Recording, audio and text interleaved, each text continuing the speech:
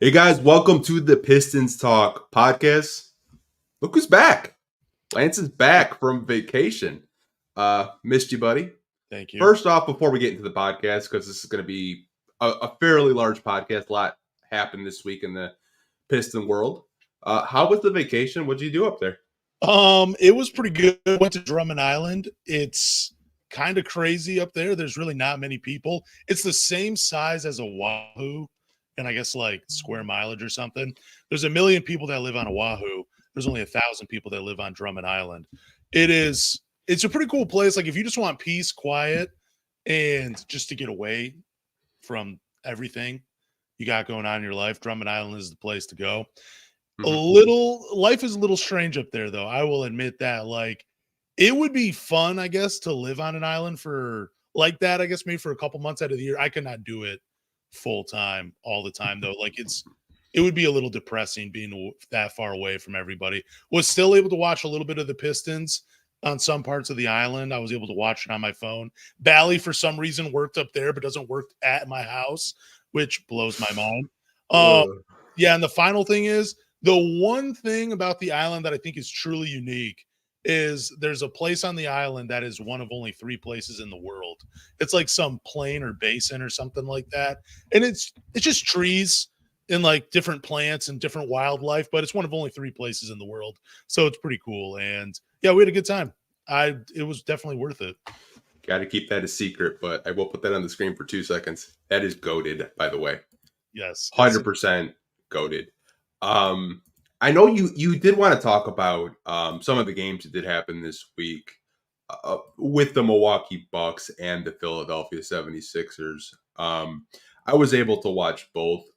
I wasn't sure if I was going to be able to watch the 76ers game because I had a Wayne State University game I had to do yesterday at 5 o'clock, and I got done at 6:55. So I was like, hell yeah, let's go. But we can get into the Bucks game first. What were kind of your reactions, not only from that game or just like the officiating with Giannis? Well, okay. So the thing with that was a weak technical. I'm just going to say it. That was weak. I get it though. He already had. I feel like the ref forgot that they already gave Giannis a technical, and they gave him the second one pretty quickly. It was kind of funny to see him get ejected. I'm not going to lie about that. I mean, I loved it. Who doesn't? But I would have liked to have still continued to see him play because I thought, I don't know, it's Giannis. He's one of the greatest ever. Like, you got to watch greatness when it is. The thing that about that game that really stood out to me was just how much of a heartbreaker it was. The Pistons were right there. It was their game for the taking. They had it. They just ran out of firepower. That's where Bojan, Mate, and Alex Burks, when they get healthy, they are going to help that out.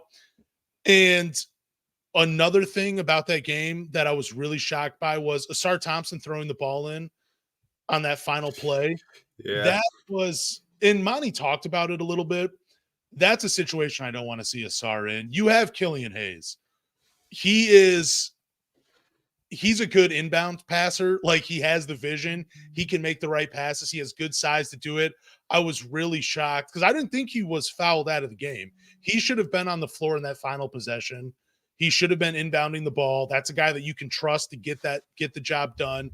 And I think he would have hit Marcus Sasser on that play, and Marcus Sasser would have had a shot to, do something. He would have been right at the rim. He was in a position to take that final shot. He was moving right towards the rim, and he could have tied it up, could have got an and one, who knows. But unfortunately, I think Ausar, with he's only a rookie, obviously, with a little experience, I think he panicked a little bit and automatically started looking for Cade, which we already know how it was. He took a half-court shot, and it was nowhere near. And I just think Killian Hayes in that position really could have helped the Pistons out on that final play, but we just didn't get it. Yeah, that game was really weird. I will say the Milwaukee Bucks, I think they're going to be title contenders. Yeah. But don't get it twisted. I've never seen a team that I know is going to make the playoffs complain as much as like some of the top tier teams in the NBA. It seems like every other play, they're asking for a foul. They're begging for a foul. They're barking at the refs. And I think that's a big reason why Giannis did get ejected. They were in the ref's ear as soon as as soon as the whistle went off. I was just like, "What are we doing? Like, just play ball." I want to agree with you. I think the Giannis ejection was weak. You have to let players kind of express themselves. I know Jaren Jackson Jr. Same thing happened to him. He got 2 techs the other night within like a 10-second span, and he got ejected. I think the officiating so far throughout the year has been really bad, not just for the Pistons, but just the league as a whole. But with this game, I really hated watching Damian Lillard down the stretch. I really did. It seemed like he wasn't even trying to play basketball. He was just looking for a whistle. And he got away with a lot of fouls on the Pistons side that the refs just didn't call. I mean, there were plays where he was grabbing Cade. There were plays where he was just, grabbing Sasser. A lot of illegal screens from Brook Lopez. It seems like the refs just kind of bailed them out. And I don't want to come on here and kind of sound like a complainer, but like, if you're going to officiate the game, you got to officiate it down the middle. You can't do shit like that. But happy for Marcus Sasser in that game. I felt like that was kind of like his coming out party. Even though he's had 20-point games so far this season, he just looked like one of the better players in this draft class. And Jalen Duren compared him to Kemba Walker. Yeah, I saw that. I've been chewing on that for a couple days, and I was like, that's a hell of a comp for Marcus Sasser. Yeah, I like the Kemba Walker one. You talked about being like Terry Rozier. I like that one as well. I really don't have a comp for him. Dude, but Ausar, was he playing defense on Damian Lillard in the fourth quarter, or were they putting someone else on him? Because I'm looking at the numbers right now. So this is according to NBA.com. Ausar defended Damian Lillard for 6 minutes and 46 seconds of the game, held him to 40% shooting, had a block, forced a turnover, held him to 2 for 5 from the 3-point line. I thought he did a really good job, and it just seemed like, and the defense was bothering. Like, Damian Lillard tried Ausar Thompson a few times in this game, and to no avail until they started getting those screens and putting him in other positions like that. But I agree with you as well. Dude, it was the Damian Lillard show in the fourth quarter, and dude, I hate to complain, but I really felt like the refs, they really bailed Damian Lillard out of that game, man. Yeah, he wasn't even trying to play basketball. It seemed like he was just trying to create contact and get to the free throw line. And I get it. That's a skill. But I think when you start doing that, and we saw it with the Sixers game last night as well, we'll get into that in a couple of minutes. It's like when you're watching basketball and the whistle goes every 2 seconds, you're slowing down the pace, you're slowing down the flow, and it just makes the game unwatchable. Like, I don't want to see someone shoot 10 to 15 free throws in the fourth quarter when it's a close game. Like, just let them play. Yeah. Oh, I was just going to say, Damian Lillard had 13 free throws in this game, made 12 of them. 12 of his points came from the free throw line. Of his 34, he went 2 for 12 from he struggled shooting the ball, and this is a totally different game if the refs just let them play. Yeah, 100%. Ausar did have a hell of a block on Damian Lillard. I know I saw Kevin O'Connor today. He was like obviously watching the tape of the Detroit Pistons and Ausar Thompson. He's just kind of like the talk of NBA Twitter right now. And that block he had on Damian Lillard, man, like, you don't really see that too often where guys block you on a jump shot. And he's done it a couple of times to a couple of different players really early in the season. It just, his defensive instincts are just next level.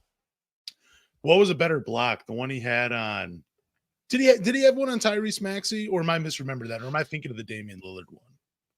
I don't remember Tyrese Maxey, but I did walk away in the third quarter for a little bit, so I don't remember if he did. But I think the Dame one was Ausar for sure. Yeah, I was just going to ask you which one was more impressive, but I'm definitely thinking of the Damian Lillard block that he had, and that was very impressive. And he did not block. I don't believe he blocked Tyrese Maxey in that game. But, man, why am I remembering it that way? Let's talk about the Sixers, though, just for a second. Joel Embiid, 18 free throw attempts. Dude, that is bull crap. I loved Monty in the press conference last night when he was just like, dude, some of those shots, they weren't even basketball plays. I don't even know what he was doing. I wish the NBA would do something about that. 18 free throw attempts for Joel Embiid, and they were some of the softest fouls I have ever seen, and it bugged me. I almost turned the game off, but I love watching the Pistons, so I was going to sit through it. But holy crap, man! Holy crap! What did he do? Why did he get that many free throw attempts? I don't feel like he should have went to the line that much. And again, another one of these games where, yeah, the Sixers, they won by 8. Tyrese Maxey had a great game in this game, but those 18 free throw attempts, that was just bull crap by the refs to give Joel Embiid. That's the only thing I can really take away from. No, that's not the only thing I can take away from the game. One thing I noticed in this game, well, you notice a few things, but I like when Cade gets going early in the first quarter because he hit his first 4 shots, I think, in the first quarter. I think he needs to continue to do that because it allows Jalen Duren, Isaiah Stewart, Killian Hayes, and Ausar Thompson to play a little bit more free. It feels like when Cade hits shots, it energizes them to go out there. And I mean, they're going to play defense no matter what. That's what those guys are in the starting lineup for. But when they have less pressure on them to contribute offensively, they play a little bit more freely. I think Cade, that was a good example of him just trying to get his shot early in the game, and he needs to continue to do that because it just lets everybody else play more free. That's something I noticed in that game against the Philadelphia 76ers. Yeah, I thought the first half we came out with great energy. Yeah. We were defending, we were getting to our spots. To kind of piggyback off of you, yeah, Cade was getting to his spots. He was making everything just I've kind of joked like he reminds me so much of DeMar DeRozan in the mid range, just getting to his spots, and I love that for him. I will say something about Cade that I've noticed over the first 10 games. I think he's not back in game shape, and that's okay. He missed all last season. I don't expect him to be back in game shape because there are times where he can't miss a shot and he looks great. And there's other times where like you look at his field goal percentage and the box score in the first half and damn near 60%. Then the game's over and it's like sub 40s. I think Cade's just exhausted. I think he's exhausted from chucking. I'm not calling him a chucker, but chucking like 20 shots a game. It's a career high from him. He's never shot 20 shots a game throughout his young career. I think getting key vets like a Monte Morris back, Livers is expected to come back in the next couple of weeks. Yeah. And then you got Bojan and Alec Burks. I don't think Cade is going to be shooting, 20, 25 shots a game. I really don't think that. And I'm not making excuses for him. I know he's had, a rough time with turnovers and everything like that, but just seems like this team, they come out with great energy, whether it's the first quarter or the first half, but they just kind of get mentally and physically exhausted, and they can't really play that full 48-minute game that you want them to play so they can finish out games. And they're still learning that. And that's to be expected when you're a very young team. Like, you're not going to play a full 48 minutes all 82 games of the season. No team does.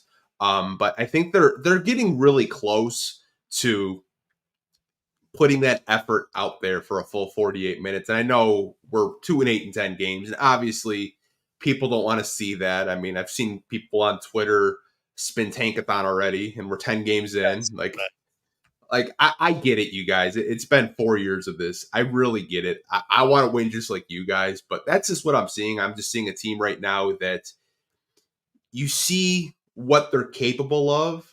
They're scratching the surface. They're really close, but I think it's going to take them maybe another 10 to 15 games to really learn that 0.5 offense, because they're passing up really good shots right now, man. Like they're passing up really great 3-point attempts from what I've seen. I don't know about you. Yeah, I saw that. And again, Monty Williams, he talked about that a little bit, right? Where I forget who asked him, but they asked him, how do you feel about your team passing up good shots for better shots late in the shot clock? There were a couple of them where I was kind of surprised Marcus Sasser especially passed them off. I don't know what that was about because he had some good looks that I thought he was going to take. But again, it's one of those things where if I'm a coach, I'm not happy that they're coming late in the shot clock, but I'm happy that my team is passing up good shots for better shots. That's part of the offense, and that ball movement, that's going to be quicker as the season progresses. And those shots, those good looks are going to come earlier in the shot clock. But now, since it's so early in the season, they're just a little bit behind the eight ball, it seems like. But we kind of predicted this though, right? Like I don't remember how many wins you had in the first 10 games, but I think I was only, so you were at 2. I think I was at 6 in the first 20 of the season. Yeah, I mean, I did not predict. I think I might have had like 3 or 4 in the first 10. I think Portland was one of those games. I think we agreed on Golden State, that because the Pistons always somehow seemed like they always beat the Golden State Warriors except for this season. But yeah 2-10, 2-8. I mean, it was kind of expected to start the season. Mm-hmm. All right, let's get into a little bit of the news, man. The Detroit Pistons have signed forward Kevin Knox. He played 42 games for the Detroit Pistons last year before being traded to the Portland Trail Blazers. He's only 24 years old. He looks like Tracy McGrady in the summer. He's incredible, but his career has been a bit of a disappointment since he was drafted 9th overall. I just think this signing was the Pistons bringing in a familiar face, someone that's played with these guys. Too many injuries. This is what they were saving the 15th roster spot for. Not necessarily Kevin Knox, but, just in case things fell apart early, which they did, and they're able to bring in a familiar face. But what are your thoughts on Kevin Knox coming back to Detroit? I think you kind of hit the nail on the head. Injuries. Like if Joe Harris was still healthy, relatively healthy, I don't think Kevin Knox gets signed. I think this is more of a depth signing. Especially with Isaiah Livers really close to coming back. I don't really know how much they're going to use Kevin Knox, but he is a body. He's a guy that can shoot the 3-point shot. When it's going, it's going. But I think he's just a body. I don't really know how much Monty is going to use him. He's going to have to learn a whole new offense, whole new system, and that might take him a couple times in practice. I don't really know how much we're going to see him. I'm not going to try to guess. But, hey, you have a guy that can knock down a 3-point shot and be a rotational guy if you need it. But I was kind of surprised by this move because Stanley Amude has been playing so well that I really didn't understand it. But at the same time, I'm like, the Motor City Cruise, their season starts, I believe, next week. All our two-way guys are probably going to get recalled down to the Cruise, so we might not see, Amude, Roden, and Cazalan. So that's probably why they made the signing. That's just me trying to guess of why they even used their roster spot on Kevin Knox. Nothing against Kevin Knox. I just didn't understand it. Yeah, I get bringing in a familiar face. I was just a little surprised because you're right. Once this team gets healthy with Isaiah Livers returning, Jaden Ivey coming back from his illness, Alec Burks, Joe Harris, there's really not a lot of room for another perimeter player. And I don't know, maybe it's Troy Weaver trying his guy to get a little bit more money or something. I'm not really sure. If I was a GM, I'd just be throwing out contracts. It's I don't know. It was kind of a baffling move considering the fact that our big rotation is just Duren, Isaiah Stewart, and Marvin Bagley. Like, I know we got James Wiseman on the roster, but he's somewhat of a downgrade from those three that we've talked about it before. I really thought they'd use that 15th roster spot on a veteran big, someone that could protect the rim, get a few rebounds and 12 to 15 minutes a game if you needed them to. Unfortunately, it didn't happen. So I'm with you. I'm a little shocked at the signing of Kevin Knox, man. Yeah, like a lot of people in the chat, if you are watching live on YouTube, saying like you can't really depend on Isaiah Livers, and that is true. He's a very injury-riddled player, but he will be back within the next couple of weeks or so, and I'm sure that's a player that the Pistons are hoping he can have a healthy season for the rest of the year and contribute. He's another guy that can play some defense and knock down some 3-point shots when he is relatively healthy. But again, it's health with him. But like I said, I don't hate the signing. If Monty and the Pistons want to use him, I mean, go for it. You're down like, 8-7 players right now? Yeah, I was actually shocked he didn't get in against the Sixers, with because they had thrown in James Wiseman and everything. I thought we'd see a little run from Kevin Knox, but he didn't even get on the floor. I'm just I'm surprised though too with you because you're right. Stanley Amude has been playing pretty well. Jared Rhoden, he had a little cup of coffee too. It seemed like at the beginning, just a few games ago where his 3-point shot looks legit. I'm just wondering. I would rather minutes go to those two guys versus Kevin Knox this season. And again, it's no offense to Kevin Knox. I just don't see him being a big part of this team going forward. But I do see a role for Stanley Amude or even Jared Rhoden down the line on this team. Do you think he's going to play center like Casey had him out there last year? Dude, yeah, I maybe. You remember that? I do. I remember them trying to different things. And yeah, Kevin Knox is like what, 6'5", 6'6", and he does not belong at the 5 spot, man. It's just I had to bring that up because I was like, I remember they had injuries and like Casey threw Knox in at center. Everyone's like, oh, that's the missing piece. Man. We got some injury updates for everybody. Bojan Bogdanovic, he'll be reevaluated. I don't know if is it 3 weeks that he'll be reevaluated in, or is it 2 weeks? I have an injury report list. I'll put on the screen right now for you, so you can see. This is the injury report for the Detroit Pistons. So if you want to read it off for the viewers that are watching, go for it. Yeah, so I'm going to go start from the bottom. Monte Morris, he will be expected to be out until at least November 14th. Bojan Bogdanovic expected to be out until at least November 24th. Isaiah Livers out until November 21st. Joe Harris out until November 17th. If you're not sure what happened to him, he actually had a shoulder. It was a right AC joint shoulder injury. Jaden Ivey, Jalen Duren, and Alec Burks, they are all game time decisions. But I think Jalen Duren, he is actually out against the Bulls tomorrow. Yeah, he is. Mike Curtis did tweet that out, I believe, like an hour or so ago. But as you can see, these were updated with Burks, Duren, and Ivey. They were updated yesterday. Joe Harris, the 7th of November, and then Livers, Bojan, and Monte Morris, they were all updated the 24th of October. But Monte Morris did confirm what I heard, that he's going to be back sooner than later, probably within the next week or so. So I'm happy for that. I'm also happy that the Pistons are going to rest Jalen Duren because I do not want him having ankle issues. I don't want this to be a thing all season long. If he needs to sit for like the next, 2 weeks and get healthy, get some treatment done on his ankle, just let him sit. My fantasy team, we're going to be all right without Jalen Duren. It will be fine. I just want to see him healthy for the regular season.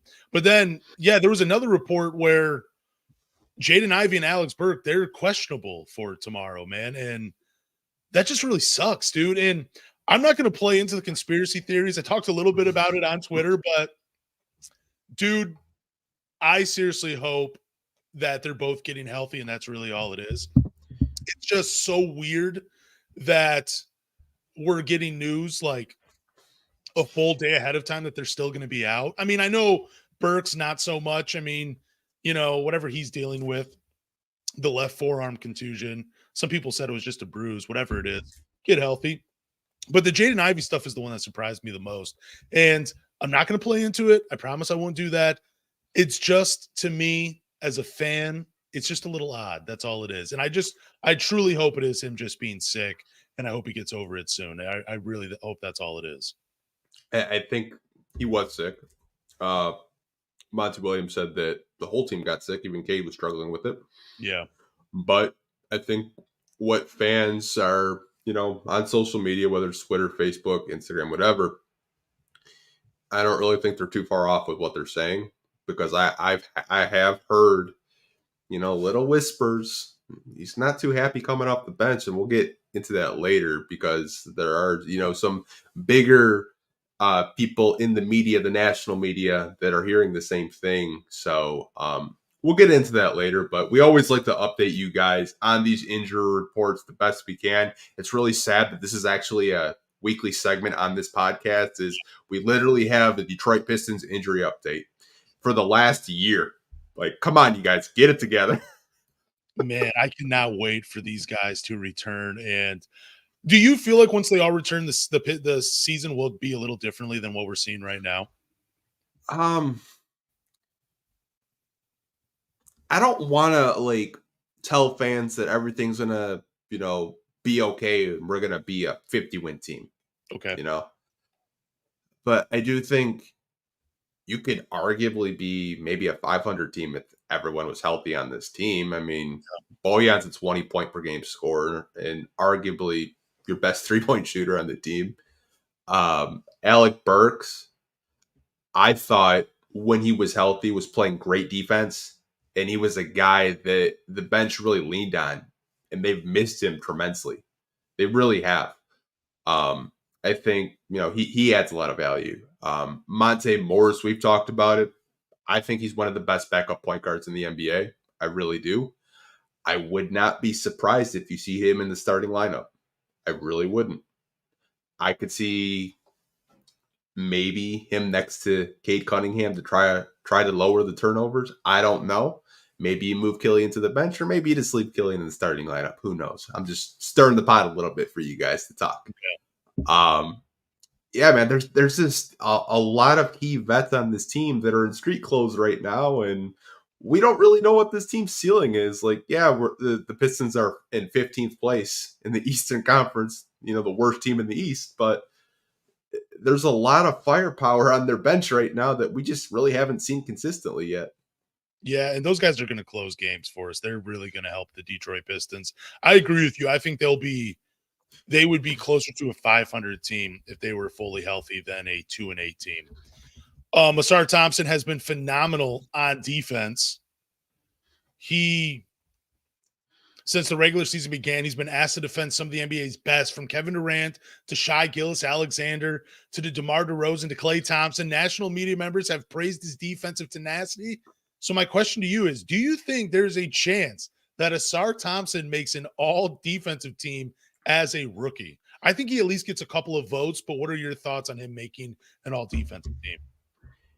If he keeps up what he's doing right now, being top 20 in steals and blocks, I'm already seeing the national media perspective. I've seen Kevin O'Connor.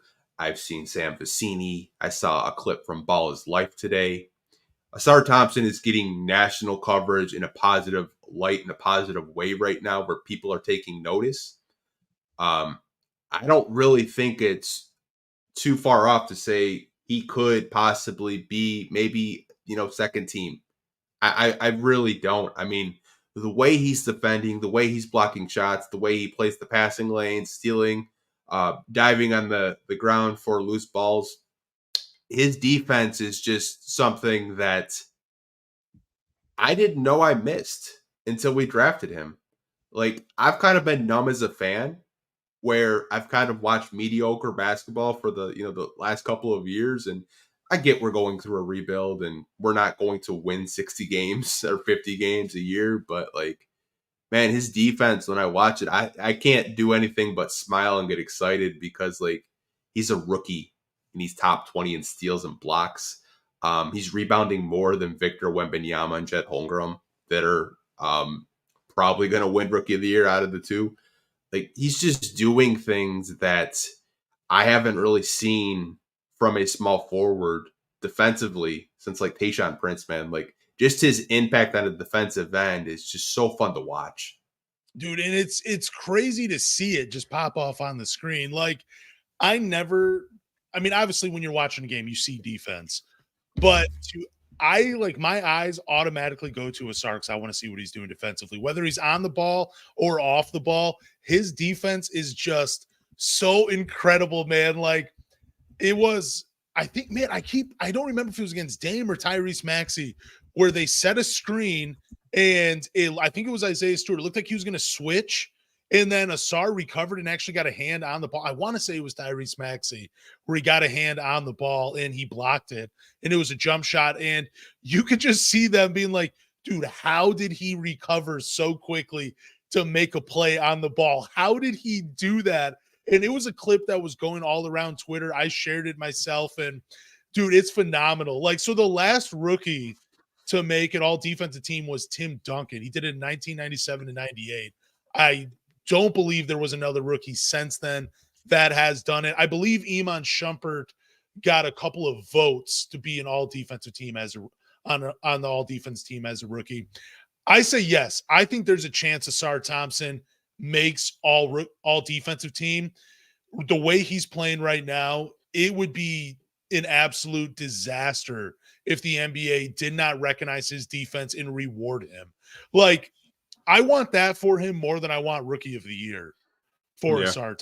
I think being recognized for his elite skill set this early, that would be incredible. And he deserves to join the list of these rookies that have done it themselves. And Tim Duncan, again, he was the last one to do it in 97 and 98. Let's talk about Marcus Sasser, though, for a second. Dude, could you see him and Ausar Thompson making an all-rookie team?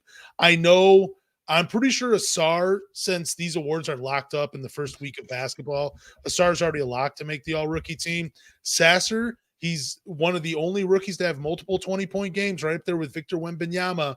He's been a great little energy spark off the bench for the Pistons. He's eventually going to cool down, but I think this is a guy that, dude, if he doesn't make all-rookie second team, it would be a shame. I know it's early, but right now, the way he's playing, it seems like he plays with a ton of confidence, and it seems like he could keep this play up all season long. Maybe not 20 points a game, but maybe like 11, 12, maybe even 13 off the bench for the Pistons. That is something I could see Marcus Sasser doing for the whole season, as long as he continues to get minutes. Yeah, I think they're a lock to make all rookie teams now. I remember last year, when it was like in the spring, you're like, Jaden, Ivey, and Jalen Durham better be first team or I'm going to riot. And I told you, I said I wouldn't be shocked if they're second team. And what happened? They got second team. Yeah. I think Ausar is a lock for first team if he keeps up this type of pace. And I want to make that very clear. If Ausar Thompson, keeps crashing the boards like he is, blocking, stealing, passing, affecting the game in a positive way, 100%, he will be on an all-rookie first team. Now, with Marcus Sasser, I think when you look at the guards, even though Scoot Henderson hasn't really played his best ball yet, you said it perfectly. The media has their favorites and they've drawn their narratives. Yeah. I think Sasser would have to go absolutely out of his mind. He would have to at least average 15 points, close to 20 points a game, for the media to really notice him. Like during the Milwaukee Bucks game, because I had the Bucks announcers on, they didn't even know who he was. They kept calling him Killian Hayes. That's how in left field they were. They're like, who is this little guy? They called him Killian Hayes like 3 times. I'm like, no, that's Marcus Sasser.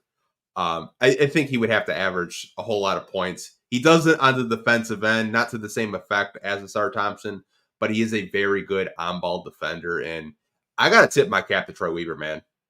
I think this is arguably his best draft since he's been in Detroit. He's currently sits 6th in scoring for rookies at 10.7 per game behind Victor Wembanyama, Chet Holmgren, Braden Miller, Jordan Hawkins, he's played well for the New Orleans Hornets. Ausar Thompson comes in at number 5, and then Marcus Sasser. Scoot Henderson is number 7. Okay, so what guard that's currently behind Marcus Sasser do you think will make a push and have a better season than him? Scoot Henderson, Cason Wallace, Keontae George, or Anthony Black? If you had to pick out of those, you have to pick one of those 4. Who do you think will end up having a better season than Marcus Sasser? I'm really high on Keontae George. Yeah, I know you are. That was my guy. He was my pick too. Yeah, he looks really good. I would probably say Keontae George. Don't sleep on Cason Wallace. Really good player. Yeah. But probably Keontae George. But like I said, Sasser is just playing so well right now that like I wouldn't be surprised if he, had a lot of, second team votes and he just barely missed it. I'm going to say that he makes all rookie second team. I think he's going to keep it up for the season. I was so wrong about him. Just let me say that. I want to get it off on this podcast. I was wrong about Duren. I was wrong about Marcus Sasser. I thought both those dudes were going to start in the G League. every year I'm just going to pick a rookie that I think will start in the G League, and they'll just have a phenomenal start to the season. And we're just going to keep that tradition going. I really thought, I mean, I even want to say, like, if the team was healthy, Marcus Sasser probably just would have got garbage minutes. But man, his play, it's so hard to ignore. His minutes, they're his to lose, man. Like, I hope when everybody gets healthy, they just don't, Monty just doesn't automatically just say, nope, Sasser, you're going to the bench and you're going to play less minutes from now, and just because these guys are healthy. I hope he gets every opportunity to keep his minutes, and I hope he fights the other guys off, and Marcus Sasser makes a name for himself this year. Yeah, like I said, I got to tip my cap to Troy. To me, I think this is his best draft since he's been in Detroit. Excuse me. It's just both of these guys are impact players. Obviously, Sasser played more than 1 year of college basketball, and you can tell he's just a gamer. And I think a lot of people were really hyped on the Thompson twins because they were the face of overtime elite. But Ausar Thompson does not play like a rookie. He plays like a 5-year vet. So I got to tip my cap to Troy Weaver for hitting the nail on the head with both of these picks, man. Like, if you can nail just one draft pick, if you have 2 picks, the fact that he nailed 2, really happy with both of these guys on the team right now. Do you know that Ausar Thompson has more offensive rebounds than Victor Wembanyama and Chet Holmgren combined? Doesn't surprise me. Kid crashes the glass so hard. Wow, dude. I'm just looking at the numbers, man. Kid's incredible, man. Incredible. Let's talk about this next one. There are challenges between a head coach and a GM. And we have a clip for you that Monty, he says a little something about Troy Weaver. So if you want to play that, let's get it rolling. Monty, Killian Hayes a little bit more aggressive tonight, looking for a shot. What did you see from him? I just think this is the way we, Troy envisioned him playing, being aggressive, knocking down shots, playing with confidence. He's been a good complement. He and Cade have played well together. He and Sass have played well together. And we got guys out and we lost some games, but once we start getting guys back, I think all of this experience and the playing time that these young guys are getting right now is going to pay off for us. So I want to give context. This was after Killian's performance in Golden State, his best game of the season, arguably. What I found really interesting about this clip is Monty was about to say me, but then he goes to Troy. Now, maybe I'm overreacting to this. Maybe I'm just taking way too much stock into a 30-second clip from Monty Williams. But is Troy forcing Monty's hand? Is he saying start Killian Hayes? Oh, dude. I didn't even see when you played the clip. I was thinking to myself, like, dude, what the hell is Anthony talking about? I don't get the whole throwing him under the bus thing, but dude, that makes so much sense. And God, I hope not, dude. I hope not, man. Yeah. Yeah. Oh, man. Now you got me thinking, dude. And I wish I would have thought of that before we went live talking about it. But yeah, dude, there's probably a chance because Troy Weaver seems like a really confident guy. And I think you have to be confident to get into these positions. Like, you got to be sure of yourself because you are the guy making the final decision. You're basically running the company. You make everything relies on your decision. So you got to be confident in what you're doing. So to see your first draft pick struggle early on in his career, I would have to imagine there's a part of you where you're like, look, I'm going to force my hand to see what we really got in this kid and see if we can make something of him. And yeah, maybe you're right. Damn, dude, maybe you're right, man. Like I said, I could just be, but because Chuck says, I don't see it that way. You're looking too much into it. Maybe I am looking too much into it. But the way he switched up and say, this is the way Troy envisioned Killian playing. Okay. And I want to give Killian credit. I think Killian has done a very good job in the starting lineup. Over the past 5 games, he's really put it together. He's shooting 40% from 3. He's shooting the ball more. He doesn't look so indecisive. But at the same time, when I'm watching that clip, and like I said, maybe I'm overreacting. Maybe I look like a huge jackass right now. But I was like, has me thinking. Troy Weaver has a scouting background. He has a coaching background. It's like maybe he's like kind of telling him like, get Killian out there. Let's see what he has. I don't know, man. Maybe we're looking too much into it. Maybe I'm crazy. Maybe it's just a little 30-second clip where Monty's saying like, hey, that's what Troy thought Killian was going to be as a player. Like Goran Dragic was his comp for him coming out of France or Germany rather.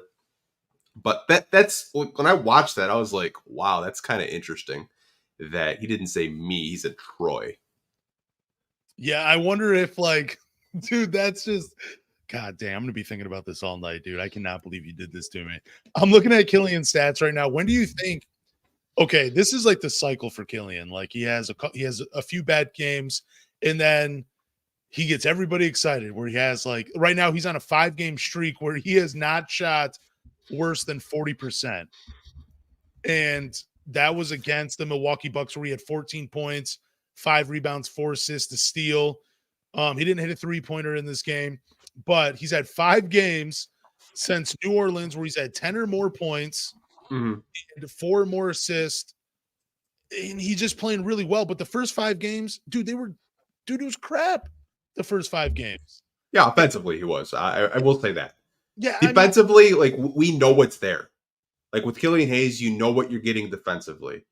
It's just fans have always said like if you can give me that 10, maybe 15 points a game, I'm good with it. Yeah, he's a good defender. I still think it's a little overrated. I think there's spurts of it being really good, and then he kind of disappears. Like I guess maybe it's because I'm watching Ausar in his defense. Killian's defense disappears for me. I don't see an elite defensive guard in him. I see a good defensive guard in Killian Hayes, but it's still hit or miss.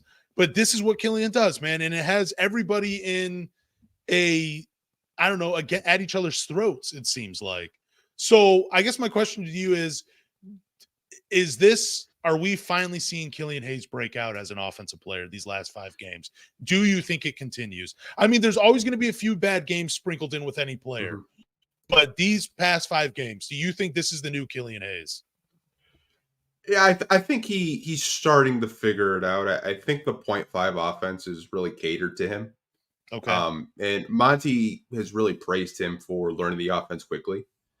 The only thing where I'm not sure if it's real or not is the 3-point shooting. Like his form looks good when it goes in, but there are times where he doesn't shoot straight up and down. Sometimes it's like a really weird motion when he comes down, but that's a mechanics issue. That's not really a shooting issue. Maybe he's turned a corner. I don't know. I'm not going to sit up here and say, he's going to be a most improved player. He's going to have a breakout season or anything like that. But I think he's serviceable for what they need right now. I don't know if they're going to make a lineup change anytime soon. I know some people in the comment section are saying they're raising his trade value right now, putting him in the starting lineup. That could be a case too. And a lot of people said I'm reaching, and Monty just wants to play Killian next to Cade. Like I said, maybe I'm reaching, maybe I'm crazy, whatever. I don't know. But I don't know if he's really figuring out or breaking out. I don't think he's breaking out. I just think this is something Killian Hayes does. I just think it's like we saw it last year. What was it, like 8-12 games or something like that, where he went on a tear. He looked pretty good for a couple of months, or maybe just, 3 or 4 weeks. I don't remember. I just think this is something that he does. I think this is who he is as a player. He's Heckle and Jide. Said that wrong, but you know what I mean. Yeah. I don't think he's breaking out. I think it's an anomaly. I still don't trust his jumper. It looks different for me every single time he shoots the ball, whether it's his footwork, whether it's his elbow tucked in, out to the outside, whether he's fully extending, whether he's keeping it short. It's just there's no consistency. I'm glad he's playing with confidence. I call myself a Killian Hayes hater. I still want to see the kid succeed. I'm just not believing it. I just don't believe in Killian Hayes. And yeah, I mean, I'll root for him. I'll like things on Twitter. I'll share things on Twitter. But I just think it's false hope he's giving us. And I'm one of the few fans that I would really like to see the Killian Hayes era come to an end, because I just think this is a player that, even though he does provide something for the team, he's also like, if we're always going to be doing this, I think he's ultimately the guy that holds the team back, because there are better players on this roster that should be getting minutes over him. And yeah, that's all I'll say about Killian. That might have been a little harsh, but I mean, it's not harsh. I just think, in terms of, like, we talked about Cade earlier, with his struggles with turnovers, and spacing. I think with him, the only thing I'll nitpick with Killian is, at times he will hold on to the ball way too much. Shot clock dwindles down, and he has to force something, or he makes a pass where maybe someone on the team isn't ready for it. If someone said, he's had 31 assists and, like, I think 3 turnovers. That's great. Like, we know, like, what we know about Killian Hayes: great passer, good defender, right? It's just the offensive game where it leaves you wanting more as a Pistons fan. And I know a lot of people think that we're Killian Hayes haters. We're not. We tell the truth, you guys. We don't live in a fairy tale land. Like, someone told me Killian Hayes can end up like Chauncey Billups. And I'm like, that is not even the same situation, scenario, nothing. I think Killian Hayes is a fine player. It's just, when you have a guy like Cade Cunningham, you need more spacing. You need a guy that's, when Cade passes you the ball, shoot it. Don't dribble it. Cade wants you to create something on offense. And I think that's not really Killian's strength to me. I think his strength is more initiating an offense, kind of being like that lead guard. I know someone had asked us, why not just move, Cade to the 2 and let Killian, play point guard. I don't really know if that's something they want to do, playing Cade off ball, but we can talk about it if you want. Save that question. We'll come to it at the end of it, though, because I Okay. want to move on to some other stuff, because I know you have another clip to play, and I believe it's Draymond Green talking about Ausar Thompson. And I'll just say, like, really quick before you play it, I love when these guys, these legends, talk about the Detroit Pistons, when they talk about them rising up and, finally starting to get some players and rebuilding that organization, and they're going to be a team to, fear down the line. And it really reaffirms for me that Troy Weaver has been doing a good job at evaluating draft prospects and bringing these guys in and then putting them in a situation where they can thrive in. And I think Draymond Green, I don't know if that's what he talks about in the clip, but when I hear him talk about Ausar Thompson, that's what I think about. Just like the job Troy Weaver has done as evaluating draft prospects and then putting them in a position to succeed. So this is a clip of Draymond Green after the Pistons game talking about the Thompson twins. They play the game the right way. They're hard-nosed guys. They defend. They make the right play. They don't get outside of themselves. I think Houston and Detroit got really special talents in those guys. It's like they were built to play in the NBA. Like, when I heard that, like, coming from an NBA champion and a guy that's won Defensive Player of the Year, he's not saying stuff just to say stuff. Yeah. Like he said, he's like, it's harder for me to win Defensive Player in the Year, because he was talking about this draft class as a whole. He's like, this draft class likes to play defense. He's like, I haven't seen that in a long time. Like, he's like, the Thompson twins. He's like, dude, it's crazy. They're so advanced. Yeah, and again, it's high praise coming from Draymond Green. And yeah, I know what I said was a little different than what he was talking about. I had no idea he was just going to talk about the defense. But again, it's good to hear a guy like Draymond Green praising the job that he's not necessarily directly praising the job Troy Weaver has done, but to bring in Ausar and then to put him in a situation. Yeah, I think it's great. And it's pretty cool to hear Draymond Green say some positive about the Pistons, man. Yeah, I mean, like, when I heard it, I loved it. I mean, Steph was talking about Cade Cunningham and how, he's a great guard. He's going to have a great career. He talked about Ausar and how tough he is. He talked about just the Pistons foundation. They're drafting players that are Detroit Pistons. Guys that are just gritty, tough. And he's like, it's hard to play here. It's hard to be a Piston. And he thinks that the organization is doing a good job, and couldn't say enough great things about Ausar. And I honestly like it because, he played at Michigan State. In that interview too, man, like he was styling. He had the sticks on. You're always pointing that out. Chet Holmgren, Victor Wembanyama, and Ausar Thompson are the top 3 rookies on the Rookie of the Year race. No surprise there.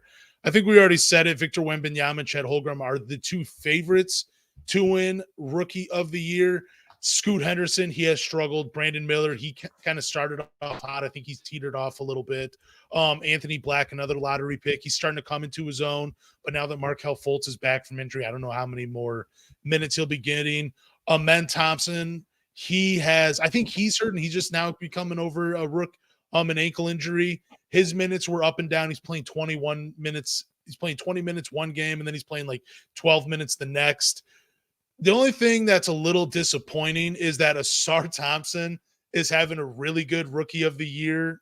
Is having a really good rookie year, and it's going to be overshadowed by the battle of Victor Wembanyama and Chet Holmgren, man. It's going to be, we're going to look back a few years later and be like, why did Ausar Thompson, he had a rookie year that's so underrated, but it's just because of the 2 giants that were ahead of him. And yeah, it's a little disappointing for me. Even though he is 3rd, I just want him to have a chance to win it. Yeah, like the fact that he's 3rd, like when I put this graphic on the screen, like he's above Brandon Miller and Derek Lively, which I think he's having a good start to his career so far in Dallas. But I mean, he's grabbing more rebounds than both Chet and Victor Wembanyama. He's keeping up with. He's got more steals than both of them, and he's right behind both Chet Holmgren and Victor Wembanyama in blocks. He's just a hair shy of 2 blocks a game. So, I mean, the fact that he's keeping up with those guys that are 7-footers and they play the center power forward position, I think that's just special. It is. Who do you think wins between Victor Wembanyama and Chet Holmgren? I'm going to give it to Chet because I think OKC is going to win more games. And I've told you before, this is a winning award. The media looks at it as a winning award. They always have, which I don't agree with. I think it should go to the best rookie, but I think OKC is going to be in a position where they're going to win more games. Victor Wembanyama has looked great. Don't get me wrong. But I think Chet is just going to win it really slightly. I think Victor and him will be up there with those first place votes. Man, I think if Chet keeps up the efficiency, he'll win it, but man, it's Victor Wembanyama's award to lose, man. I cannot imagine him coming into the NBA with all the hype he has and not winning Rookie of the Year. The only thing that's going to stop him from winning it is if he doesn't meet the criteria, which I kind of thought they would manage his games a little early on. But they're playing him in every game, and they're letting him just do his thing. And he's all over Twitter with the highlights, dude. He is such an impressive player. I mean, damn, dude. It's just so unreal. I hope he never gets hurt. I want to see his career just unfold. I mean, I hope he plays terrible against the Pistons. That's the only thing I'll ask for. He can be healthy and dominate every other NBA team. Just don't dominate the Pistons, please. But yeah, I think it's his award to lose. As a Piston fan, it kind of pisses me off that we dropped the 5th. It just does. I'm just watching this guy. I'm like, man, why? Why did we have to drop the 5th? But happy for him, man. He's balling out in San Antonio. I mean, everyone says, hey, that was the script. San Antonio had to have their next, big man for the next 20 years. Yeah, and that's why the NBA lottery was rigged for the San Antonio Spurs to win it. We have another guest jumping on the podcast. This is Brian Windhorst, one of my favorite national media members. If you'd like to play that clip, feel free. For sure. Brian Windhorst was talking to a scout, and this is what he had to say about Marcus Sasser. Yeah. I just want to say, so I was talking to a scout who was watching the Pistons within the last few days, and he told me that Cade Cunningham is the best guard on the Pistons roster. That's not breaking news. And that Marcus Sasser, who's their first round pick out of Houston, they picked him with the 25th pick. Mm-hmm. He said he's their second best guard. That's interesting. It doesn't surprise me, though, because if you compare Marcus Sasser to Killian Hayes and Jaden Ivey, he's a combination of both players, right? He fights defensively, and on offense, he can create his own shot. He can create for others. He can finish at the rim, and he can hit a three-point shot. He is, and I have no problem agreeing with Brian Windhorst. He is the second best guard because he gives you something that Jaden Ivey and Killian Hayes don't. He gives you a two-way player. And I know Killian Hayes is hitting a few shots right now the last 5 games. We just pointed it out a couple of minutes ago. But consistently, Marcus Sasser has been the second best guard because he can play both ways on the floor. That's something that Killian Hayes and Jaden Ivey don't give you. So I agree with Brian Windhorst. Yeah, I found it kind of interesting. Like, it's not so much Brian Windhorst saying that, it's a scout that said, like, hey, like, I think Marcus Sasser is the real deal. I think he's the second best guard in Detroit, not named Jaden Ivey or Killian Hayes. And he's got a game where, you know, if he keeps up what he's doing, yeah, he could be the second best guard. And I know a lot of people are saying, like, no, it's Jaden Ivey. Jaden Ivey's the second best guard in Detroit. I think I'll let you guys debate that in the comments or on social media, who's better, Jaden Ivey or Marcus Sasser. I'm not going to get into those debates, but I find it real interesting that a national media podcast like ESPN is talking about Marcus Sasser because ESPN doesn't really talk about Detroit. They really don't. If they do, it's usually negatively. I'm just happy we got some press. Yeah, I mean, dude, look, I get why people say Jaden Ivey. He's phenomenal. He's electrifying. He's probably the best athlete on the Detroit Pistons. Probably one of the best athletes the Pistons have ever drafted. We'll just say that. He's incredible. But until he shows up and becomes a two-way player, he is just like Killian. He's limited in a way. And that's why I'm going to say that Marcus Sasser is the second best guard because he plays defense. He plays offense. He can create for himself. He can create for others. That's what makes him the second best guard. Doesn't mean he's the second most talented guard on the team. Like, there's different categories for everything. Like Jaden Ivey, after Cade Cunningham, probably when it comes to the backcourt players, he has the second highest ceiling behind Cade Cunningham. But right now, Marcus Sasser is the second best guard of those 4. I'm not even talking about Monte Morris or Alec Burks, but we're talking about the young guys that are under 25. Marcus Sasser is the second best. And a lot of it has to do because he has more experience than the others. He's 23 years old as a rookie in the NBA. And he has a game that just suits Cade Cunningham right now. He plays within the offense. Like, he makes the right decisions with the ball. Like, he has bought in to what Monty Williams wants out of his guards. That is what he's done, and he has been rewarded with the minutes. So I don't think it's a stretch to say he's the second best guard right now in Detroit. Yeah, like I said, it's coming from an NBA scout that does it for a living. I'm not going to disagree with an NBA scout because I'm not one. I do a Pistons podcast once a week with you. If a scout says he thinks he's the second best player, who am I to say? I'm just a fan at the end of the day. I think Ivey has a higher ceiling. I think we can both agree there. I think as a ceiling, he has a higher ceiling than Sasser. The one thing I will say is Sasser, to me, defensively, is a better defender than Jaden Ivey. Offensively, he's better than Killian Hayes. I think Ivey and him are fairly close offensively because I think they both can attack the rim. They both can shoot that three-point shot. But to say he's the second best, and I know some fans in the comment section right now, they're like, oh, why are you crowning him already? He's not the second best. Stop it. Like I said, it's up to you guys to debate whether or not. Like, Lance thinks he is. I don't know. I want to see more games out of him. Maybe within 40 to 50 games, I can kind of give you my opinion on that. But in the first 10 games, I like what I see from Sasser so far. Yeah, and I mean, at the end of the year, we can talk about this again. It's not a big deal. But if we're talking about right now, the first 10 games of the season, Marcus Sasser has been the second best guard on the Detroit Pistons. Like, if some fans want to say Killian Hayes, that's fine. That's great. I'm not going to argue with you. I just happen to think Marcus Sasser has been the second best guard for the Detroit Pistons because he's so far consistently given you both sides of the ball. When he's gotten minutes, even when he's only playing like 9 minutes in a game, he still goes hard on both sides. And Jaden Ivey, he's only gives it to you one side, and Killian Hayes, he pretty much only gives it to you on one side, except for the last 5 games. But I'm still sticking with Marcus Sasser as the second best guard on the Detroit Pistons right now. Hey, more power to you. Yeah, appreciate it. Thanks for having my back. The Pistons need to make a change to their starting lineup, and that starts in the backcourt. This is not me telling the Pistons to get rid of Killian Hayes.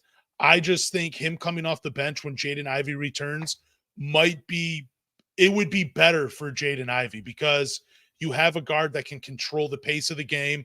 He can limit his turnovers, and he can put Jaden Ivey in a position to be better offensively. And you could potentially mask him defensively while having Killian Hayes out there. Because I don't think Marcus Sasser and Jaden Ivey, I don't think a backcourt of them off the bench is like, they're too much of the same player offensively, I think.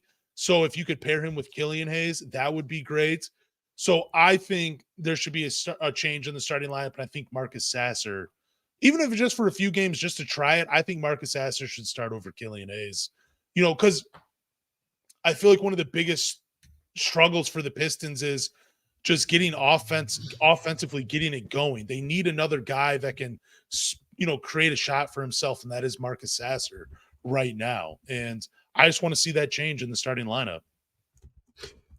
Yeah, I think that this topic to me, I think, is very talked about on Pistons Twitter, especially with Jaden Ivey.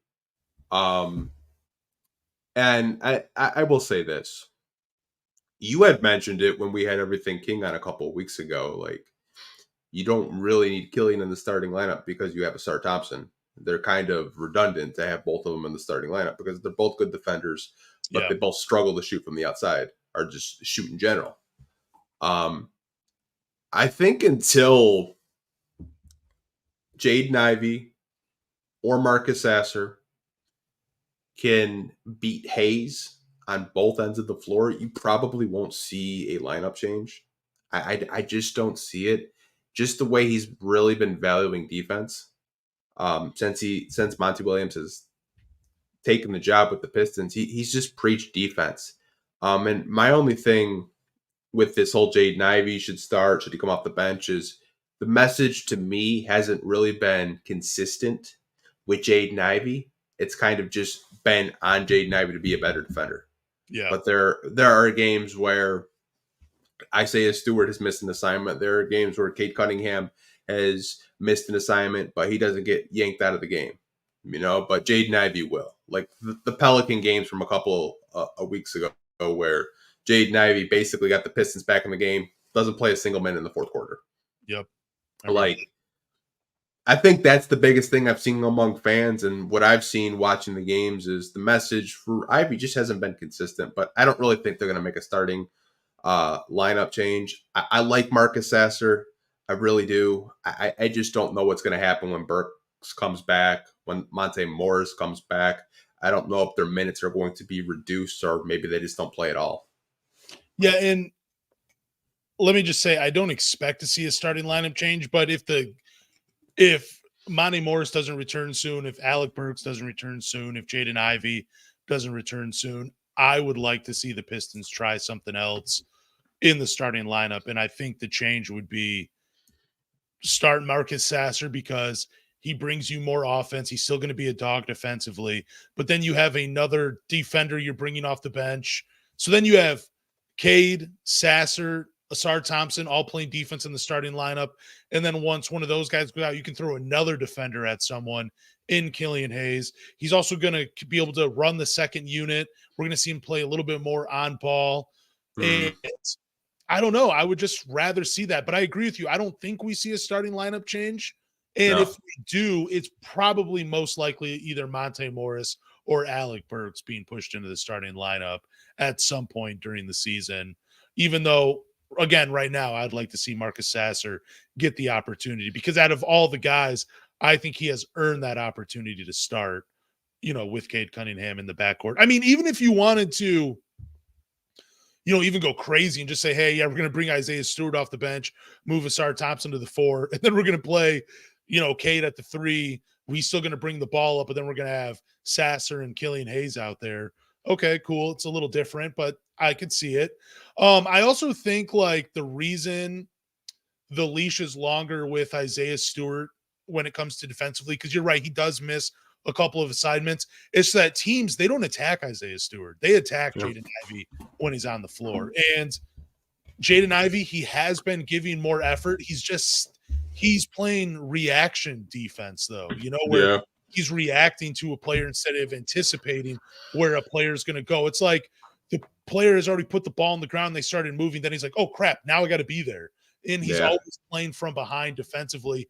And unfortunately, it's putting him in a position to really just, get some really crappy fouls on him. And he's putting himself in trouble. So I don't mind Monte Williams keeping him on a shorter leash because, again, Jaden Ivey has all the potential in the world to be a really good basketball player. It's just he has to figure it out defensively and stop playing from behind. Yeah. I do agree with you. I think Killian's going to be in the starting lineup long term. And we mentioned it earlier, like his last 5 games, he's really been putting it together. My only thing, like I said, it's nitpicking with me. Like I just want him to make faster decisions when he does get the basketball. If the shot's not there, then pass it. Because there have been like times where he'll get the ball and he'll dribble it for a good 10 to 15 seconds. And it's kind of a wasted possession. And I think that's something he can watch in film and maybe get better at. I just think for Cade's sake, he needs someone that's really going to move well without the ball. And when Cade passes you the ball, make a decision in faster than like 10 to 15 seconds. Like I said, it's just nitpicking. Yeah. But other than that, I've been really happy with Killian. I think the defense is great. Passing's great. He's lowered his turnover significantly from last year. I don't even think he's averaging a turnover per game so far this season, being in the starting lineup. He's averaging just one. Yeah, just one. Still, that's great. Yeah, no, it is. It is. That's great, honestly. Like he's made improvements. And I'm not going to come up here and say he's trash or we should get rid of him or anything like that. I've kind of been a defender of his for a while, and you know that. Oh yeah, of course. I know like you get frustrated with him at times, and I understand, but I just want to think win. That's it. I know. We all want to see him win. We really do, but this team's just got to get healthy before they make any kind of noise. This is for sure, for sure. Jaden Ivey, he has missed the last 4 games with an illness. He is set to return here soon. I don't know if it'll be against Chicago or sometime later in the week.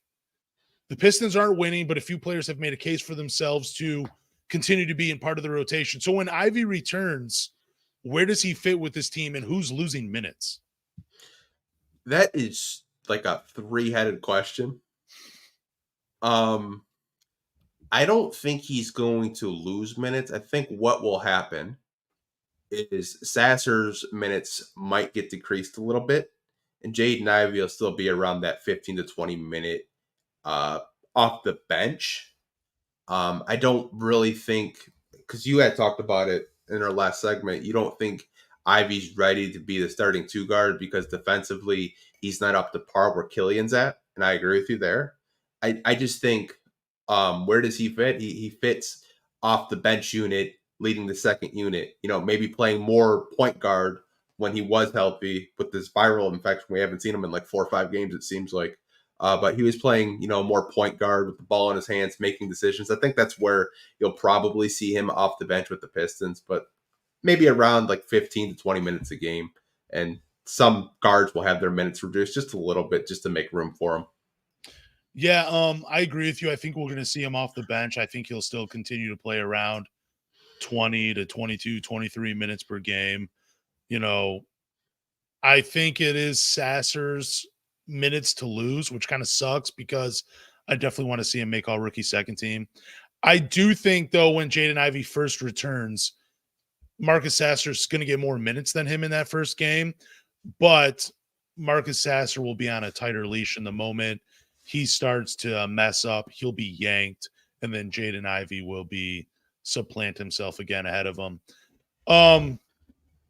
Yeah, I don't know, but it's going to be weird when we have Cade, Killian, Jaden Ivey, Burks, Monte Morris, and Sasser. That's 6 guards that all could be getting minutes on this team. And yeah, I don't know where all the minutes are going to come from. It's going to be weird when it's a real logjam, man. I thought the guard situation was going to be Cade and Jaden Ivey, then Morris and Burks off the bench. I thought those 4 would be getting the bulk, and Sasser and Killian Hayes would be getting garbage minutes, but it has changed since, my thoughts have changed. I don't know where the minutes are going to come from and who's losing minutes. Yeah, I mean, there could be some DNPs. They're really good. And you look at Ivey's numbers, I think he's shooting pretty good from 3 on decent volume. I think over 40% from 3, right? I don't know. It's like I said, it's a 3-headed question because you traded for Monte Morris to be your backup point guard, and that's what Ivey's playing right now. And then Burks is coming back as well. Like, you're not going to play Ivey at small forward. You're not. Like, you kind of have to make a decision. Like, do you want to develop Ivey and just kind of throw away the season? Or you want to try to win with your vets with Burks and Monte Morris out there? Like, I think it's going to be a really hard decision for Monty Williams, and I do not envy him at all because those are going to be some really tough rotations to really put out there. Well, I mean, you could play Morris, Ivey, and Burks together, and you could sub. I mean, you could play. Man, that's you could play those 3 off the bench, and you could sub those 3 guys in for Cade, Killian, and Ausar Thompson. You're kind of small on the perimeter at that 3 spot outside of Ausar. But yeah, it's a tough job for Monty Williams because then you got Bojan coming back as well. And, he's going to get minutes, whether it's at the 3 or the 4. Yeah, you're right. I don't envy Monty Williams at all. Yeah, I guess I didn't realize how well Jaden Ivey was shooting the ball. 49% from the field and 41% from 3. That's, averaging 12 points per game, 3 rebounds, and 3 assists. Yeah, but again, back to what we were talking about at the beginning of the podcast, it makes me wonder if, he's not happy with his role and the Pistons might be just keeping him on the sidelines with maybe they package him and Burks for someone for all I know, Yeah, I don't want Jaden Ivey to become DeAndre Ayton. Yeah. Because I think that's something that a lot of fans have been talking about too. Like, he's kind of getting the Ayton treatment. And I'm sure he's not happy coming off the bench. I mean, like I said, not only Brian Windhorst talked about it, but Ryan Russillo from The Ringer had heard the same thing. Even had Corey Woods, who was on the show with us a couple weeks ago. He had heard the same thing from a couple sources that he knows and talks to, that Jaden Ivey's really not happy coming off the bench. Like, he's kind of ticked off about it. And like, I get it. You were the 5th overall pick. And you thought you were going to, be next to Cade Cunningham, but I think there will still be a role for him. Like I said, it's just going to be really hard, like, because you're going to have all of these players coming back. Like, you got Burks, Livers, Bojan. It's crazy, man. It's going to be a crazy time. Are you kind of saying that Jaden Ivey's the odd man out? Is that how you're feeling? Not the odd man out, but I don't want it to turn into a situation where he's getting DNPs. Because I think offensively, he's shown that he can produce off the bench, and he's shooting pretty great from the field and finishing around the rim at a really high rate. And he's knocking down 3-point shots. Okay, so he's probably out tomorrow as we're recording this against Chicago. Do you think we see him play on Tuesday against Atlanta? I don't know, man. I really don't know. Like, I hope he's not sick anymore, but it's like, dude, okay, if he sits if he sits against Cleveland on November 17th, which is Friday, so 6 days from now, if he's not playing by then, are the alarms going off in your head that Ivey's not a Detroit Piston anymore? No, I don't think that. Dude. This is, like I said, this is a whole different topic, and like this is the part of Pistons Twitter that I do not participate in, because a lot of Pistons fans think that Jaden Ivey's gone. He's not going to be a Piston anymore. I've seen bring Dwayne Casey back, blah, blah, blah. Like, I'm not getting into it. I think Ivey does deserve minutes. I just don't know if they're going to be as consistent as they were last year, where he was getting 30 plus a game. But so that's going to be up to Monty Williams to find some minutes for him. And I think he deserves to be out there, at least with the second unit. Like, it doesn't hurt giving him 22 minutes a night, in my opinion. No, like I said at the beginning of the year, dude, it was Cade and Jaden Ivey for me in the backcourt. I wanted to see Thunder and Lightning, and we're getting Thunder. We just need that Lightning. We got one more clip for you guys to play. This is coming from Kevin Garnett and the Truth, Paul Pierce. So they were talking about the Detroit Pistons and their young core, and this is what they had to say about your Detroit Pistons. Detroit got a good young foundation. Yeah, they do. And in order to grow in the league for the long term, you got Durham and Cade Cunningham. Yeah, they look good. I like their foundation right now. You got something to build with. And then you got other pieces that's still trying to figure it out. Guys like Ivey and the rest of these guys is like Wiseman. They trying to figure out who they are. Yeah. And until they figure out who they are, they still got value. But right now, who's established themselves as foundation pieces is Cade and Durham. You remember when it was Zach LaVine, Wiggins, and Karl Anthony Towns, and we was like, they was trying to establish who's going to figure out. Right. They went off and being their own things. This kind of feels like that. They got a young nucleus, people. They can keep this team together for like 4 or 5 years. You're going to look up and you're going to – Cade Cunningham is a presence in the league, bro. He's going to be a superstar in the league. He's showing me. I like Wiseman, bro. I like him. I wish he just, fall in. What's going on with my other guy, the lefty? The light-skinned kid? Yeah, he's nice. The little guard? No, the lefty. Marvin Bagley. Oh, yeah. I actually saw he looks better, P. He looks like he in a better, better spirit. So that's what I'm saying. They got a lot of good young pieces. Yeah, I agree. And eventually, they're going to have to make a move to trade to build around who I feel like their core pieces is that's Cade. Establishing themselves, Durham and Cade Cunningham. I like the Thompson kid, too. He looks good, the twin. And then you forgot about Ivey. Man, they got him coming off the bench now. Yeah, they got him coming off the bench. So until they figure it out, then they got a good foundation. I like what I'm seeing. I like the Pistons too, man. I like the young Pistons team when I watch them. So I thought that was cool that they talked about the Pistons for like around 2 minutes. Yeah. They gave praise to Cade Cunningham, Jalen Duren. Kept calling Jalen Durham. Yeah, I noticed that. I don't know why I thought of Dunham Sports when he said that, but I did. My brain's weird.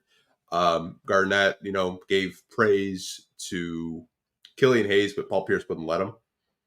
He's like, no, Marvin Bagley. I'm talking about Marvin Bagley, but I think it's cool that, a lot of media outlets are saying like they're building that foundation. And that's something we said a lot last season, is building that foundation, having your key building blocks. And I will disagree with them. I think Ausar Thompson's a building block with Cade Cunningham and Jalen Duren. 100%. But what are your thoughts of that? Just them talking about him? Well, I thought it was funny when they were like, yeah, they got him coming off the bench. He started scratching his head. I mean, like, it just happened to be a perfectly timed, like, head scratch where it's like, I'm scratching my head at that, why they're bringing him off the bench. I thought that was kind of funny. I do love those two giving praise to the Pistons core because, again, man, it just shows that Troy Weaver has done a pretty good job of evaluating draft prospects and then bringing them in. And I love when former players or even current players just talk about the team, because they understand basketball from a different perspective than what we do because they played the game at the highest level. So they're saying things that we might not see, and they're hearing things that we might not hear. So it's really cool for two legends of the game to be talking about this young core and then giving them such high praise. And I really like what Kevin Garnett said, like give this team 4 or 5 years and they're going to make something happen. And because of Cade Cunningham becoming a superstar, but that part of him saying, just give it 4 to 5 years.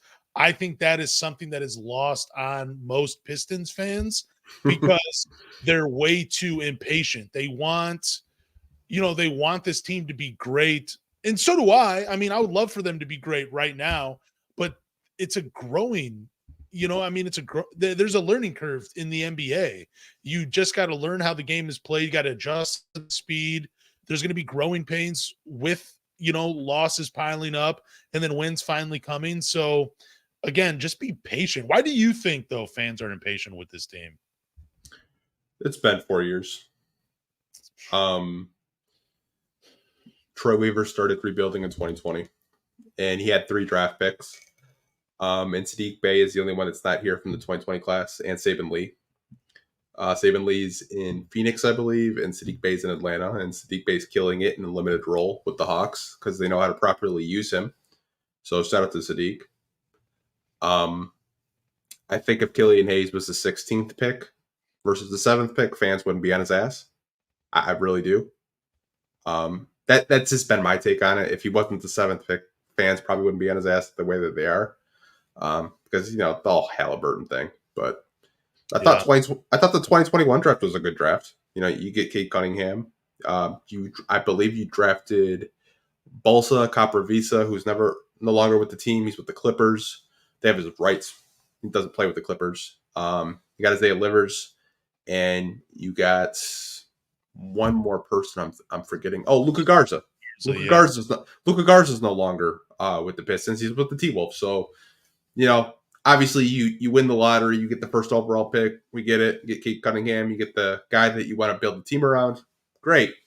Next season, you get Jaden Ivey, who a lot of fans were disappointed that the Pistons fell in the draft, but you still got one of the better players at 5. You trade it for Duren. Great player.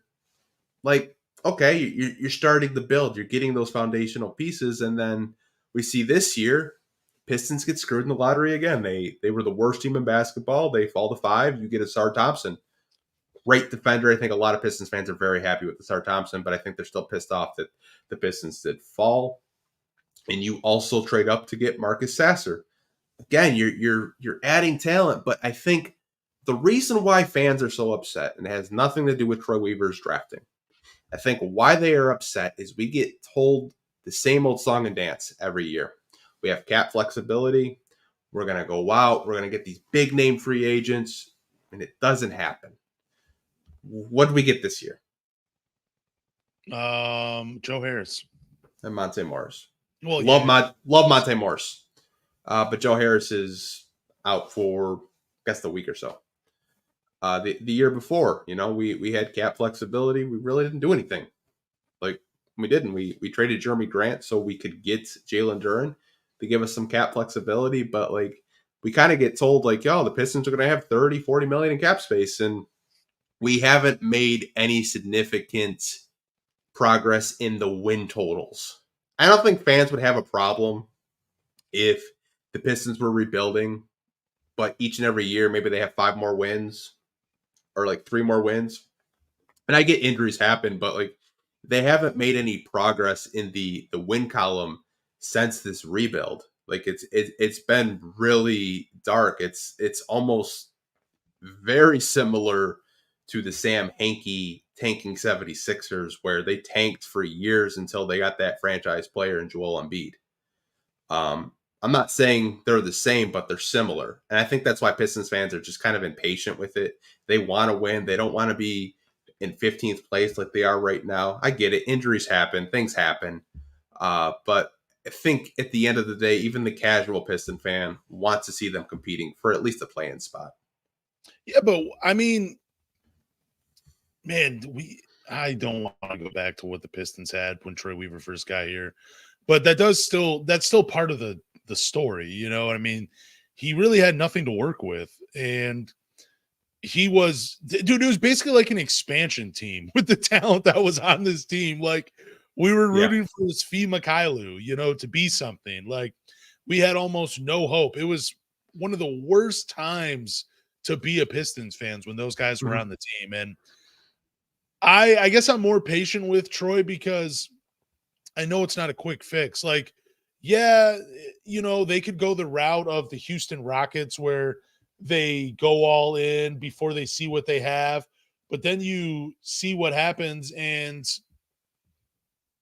dude, you don't know what you have with the young guys. And now they're not playing. Now they're not developing. Like, yeah, you might be winning a few more games, but is it worth it in the long term? Because the Houston Rockets aren't winning a championship this year.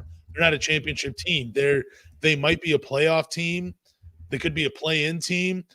But if they had just waited a little bit longer to see what they had in Jalen Green, Cam Whitmore, Sengun, Eason, all those guys, who knows where they would be at 4 or 5 years from now. I would rather continue to take the approach of the Pistons where, we're not going to win a ton of games, but we're going to be more competitive and we're going to keep building something for the future. And I will complain more next year if the Pistons start off slowly and they struggle throughout the year. I'll have more of a problem with it next year. But this year, for me, it's all about seeing what Cade Cunningham can do. What's the potential of him? Is he going to be a top 25 player in the NBA? Because, again, if he looks to be a top 25 player, you can make some serious moves this offseason to build around him.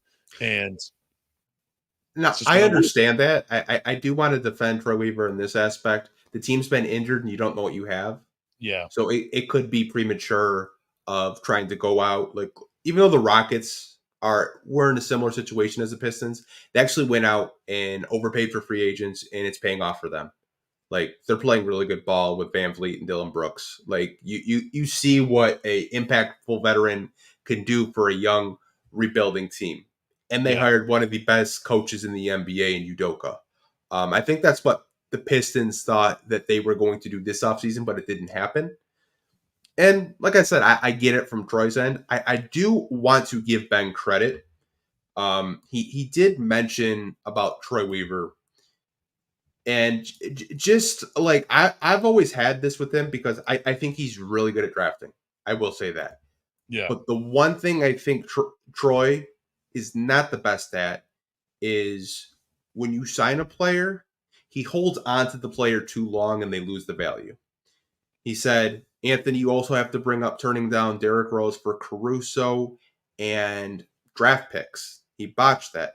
Yeah, that's the one thing where I will agree with the fans in the chat that I think sometimes when Troy does go out and sign a player, he holds onto them for too long, and we don't get maximum value back for the assets that maybe we want to trade or the assets that we have on the team. I do agree with that, but like I said, no GM is perfect.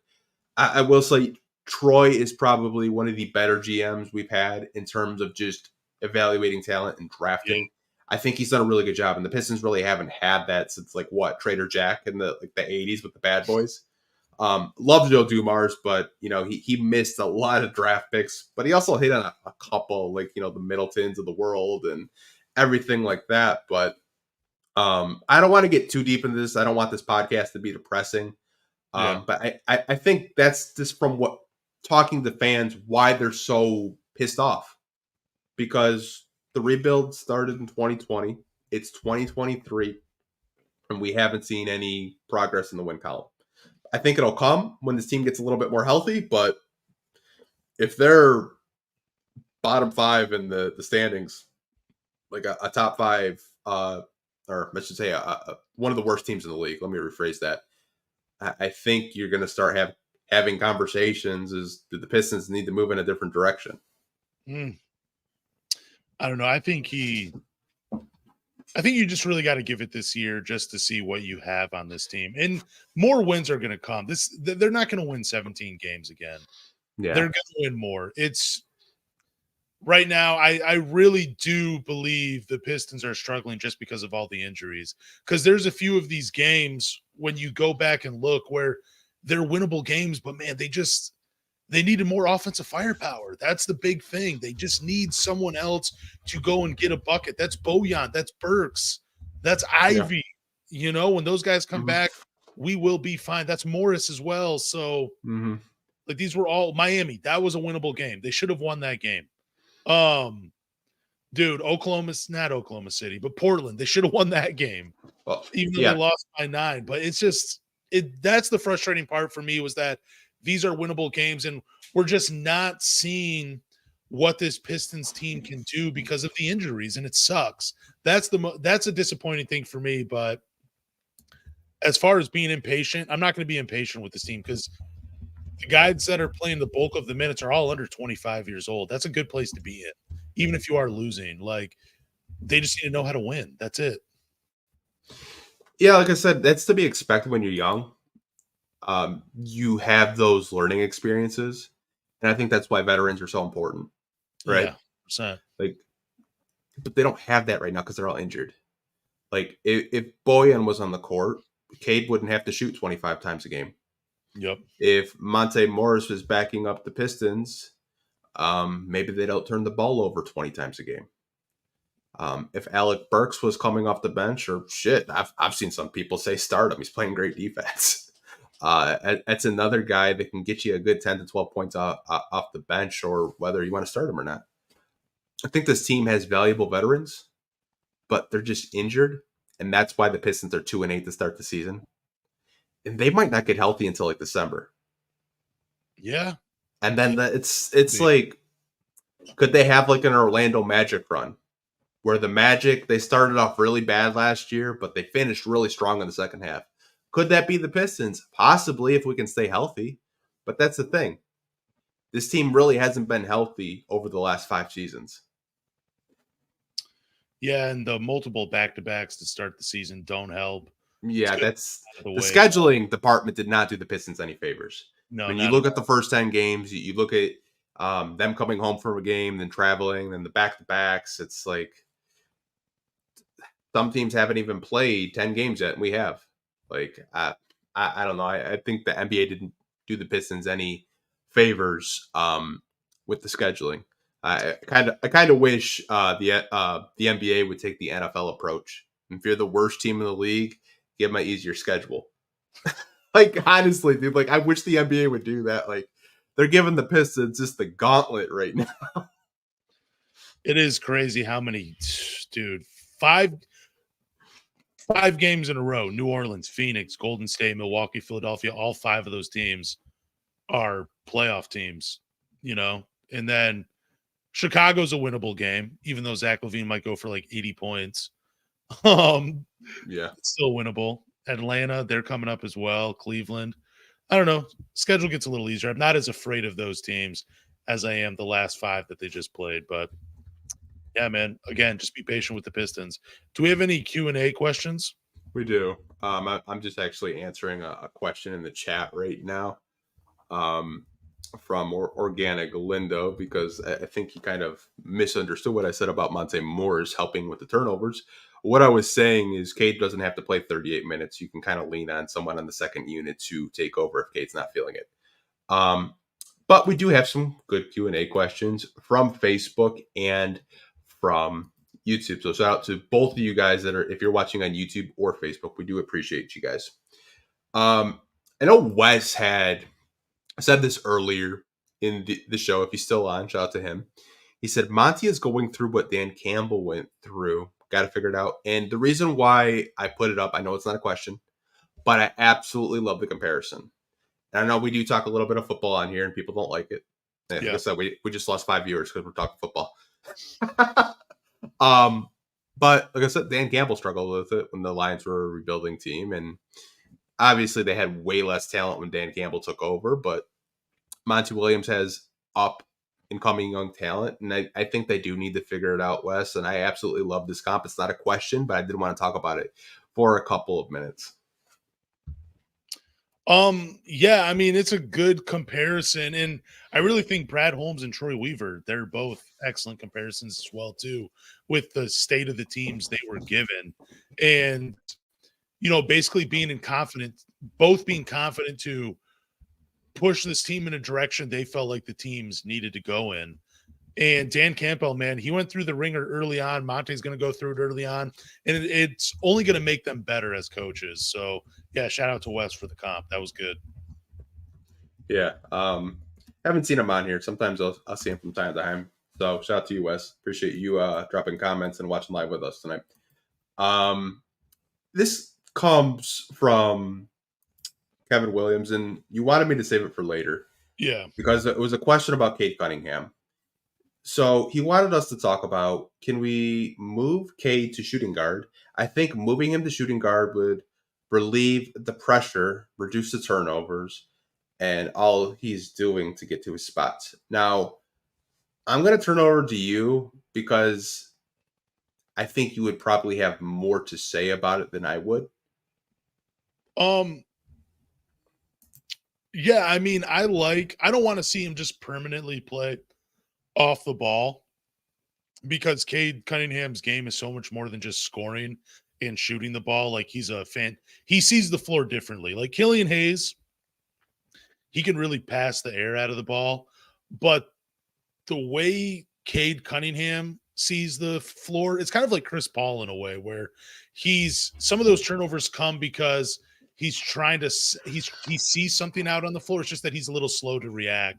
So I don't want to see Cade Cunningham just strictly move to the shooting guard and play off the ball, because I feel like it would be a disservice to his skill set as an overall player.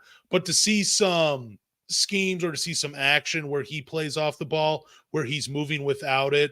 We saw it early on. I think it was James Edwards that posted a clip where Cade, I don't know, it was Cade moving without the ball, then he gets it, but then he finds a cutting Ausar Thompson. Yeah, that's what you can do with Cade when you have him out on the floor. And again, I don't want to see Killian Hayes strictly just play point guard, because again, I think that also limits your offense, because he's not the shot creator and the shot maker that a Cade Cunningham is. Cade playing the point guard, it just opens up other things for you and for other players. So hopefully that kind of answers your question a little bit. I know it was all over the place, but yeah, that's my answer to that question. Yeah, so I think there are situations where you could move Cade to shooting guard, but you're not going to do it full time. Yeah. Kevin. Because I think Cade at his best is a point guard, even though he's not considered a point guard. He's a forward that plays point guard. I think you would really have to have either Killian Hayes play the point if you want to do that, or maybe you do that with Monte Morris, like you're experimenting, or even Jaden Ivey or Marcus Sasser. I just think long-term Cade's going to be the point guard on this team just because he's 6'6", and he can get to his spots, and most point guards aren't 6'6". That's just my take on it. I'm not saying that Cade can't play shooting guard. I think he's capable. I think he can be a movement shooter. He's got the three-point shot. He's got the mid-range game. He can play a little bit in the post, but I think his game to me is more suited at the point guard position, but that's just my opinion. Yeah, and I mean, I don't think the pressure necessarily bothers Cade as much. And when you're a high usage player, you're going to have more turnovers. Some of them are silly where, he'll try to make a pass in traffic when Duran's cutting. And I get it. You probably see something for a split second, but it's the NBA. If you don't react immediately, someone's going to cover that spot. So, I mean, I'm not really worried about those things. I just think, again, moving him strictly to play off the ball is more a disservice to Cade Cunningham, because he's so fantastic as a lead ball handler that you want him. He's a queen on a chessboard. He can move all over the floor. He can hurt you in so many different ways. But yeah, playing him strictly as a shooting guard, again, it's just a disservice to his skill set. Yeah, I mean, we do appreciate the questions from our viewers watching live on Facebook. We do have another question from Wes Weaver. This is interesting because I think he would be such a good fit with Cade, but I doubt he leaves Golden State. Should we go after Klay next year? I think it would be a great move. Oh, man, Yeah, I think Klay Thompson would be pretty phenomenal paired up with Cade Cunningham. I doubt he leaves the Warriors, though. It would be a great man. Klay Thompson's kind of struggled though this year a little bit, right? Yeah, he's kind of older too. Yeah, I think any time you can add one of the best shooters in NBA history to your team, you're doing a good thing. I just don't know how likely it is to actually happen to bring Klay to Detroit. I think he retires a Warrior. Yeah, I really do. Yeah, he's 33 years old. Like I said, I think if he was a little bit younger and he wasn't 33, sure. But he's the type of shooting guard you probably want on this team. Just a movement shooter that can. It's an elite 3-point shooter, good defender. Like that's what you're looking for, and those are so rare to find in the NBA, especially at a cheap price. And he would not come at a cheap price. It's probably like 20 to 25 million, maybe more. that's a lot of money. But I mean, dude, isn't that crazy? Yeah. He's the same age as Bojan. It is crazy because Bojan seems like he's a lot older. Yeah, I was just about to say that. He's much older than Klay Thompson. Yeah, he's not the same player he used to be. I do agree with young OG 313. I did watch the Golden State game. He has kind of fallen off. I don't want to say he's fallen off a cliff, but he's still a good player. I'm not gonna like talk smack about him. I think he's still one of the better like movement shooters in the NBA. You can talk smack about him. He made fun of Rodney Magruder. Yeah, no, it wasn't even like really smack. This comes from Chuck Brewer. Shout out to Chuck. When we are healthy, how many minutes does Sasser still get? We have so many guards. I know we talked about Ivey's minutes, like where they would come from, but what do you think with Sasser? How many minutes do you think he'll get when this team is fairly healthy? I got to see how many he's playing right now. I think it's like 21. Let's see. Yeah, he's averaging 21 minutes per game. Mm-hmm. When everybody returns. Man, I could easily see him getting about like maybe 9 to 12 minutes per game, which that kind of sucks because he's been playing pretty well. I mean, he's shooting 44% from 3 on 4 attempts per game. I doubt he continues to shoot 44%, but he's probably going to be in the high 30s though, and you're going to want that out on the floor. But when everybody gets healthy, Burks returns, Ivey returns, Monte Morris returns. Yeah, it kind of seems like it's Marcus Sasser's minutes to lose. Like he'll be the guy, that will just sink back into the bench. Yeah, I would say probably around like 9 to 12 minutes, which that just kind of sucks. I'll go 10 to 15 on this. Okay. I think when he's hot, it's going to be really hard to keep him off the floor. Because we saw the game against Milwaukee where he comes out of halftime and the guy just could not miss a shot. I think Monty will just ride the hot hand if he's feeling it. But I don't know. It's hard because, Chuck made a great point. It's like you have 7 guards when this team's healthy. And I also agree with young OG 313 in the chat. Like, maybe the Pistons are cleaning house. Maybe they trade away some of those guards. Maybe they get something for Alec Burks because he's in the last year of his deal. Maybe you clear more cap space because he's got $10 million. Maybe you get a second round pick in return. Maybe you get a rotational piece. Who knows? I think Sasser will get minutes. It's not going to be like in the high 30s like he was last night. Yeah, he played 35 minutes last night. He played 32 against Golden State. 30 against Phoenix, 29 against Milwaukee, and 23 against the New Orleans Pelicans. Yeah, I don't think it's going to be that high. Like I said, 9 to 12 minutes, that makes sense. And my dream of him making all-rookie second team might be coming to an end at the end of this podcast, and it just sucks. I wanted him to make it so badly. Hey, you never know, man. They might make a move. Like I told you when they drafted Sasser, like this is Burks' replacement. Like I said that too. Yeah, I said that too. I haven't tweeted. Someone said a hot take. They put a sizzling emoji under it. So got a question from Game Nuts. Shout out to him. He said, "Am I the only one that wants to see Killian, Ivey, Cade, and Ausar and Duran in the starting lineup?" I am not going to speak for everyone. I think I would like to see, like, this is like my dream starting lineup, by the way. I don't even think I've told you this yet.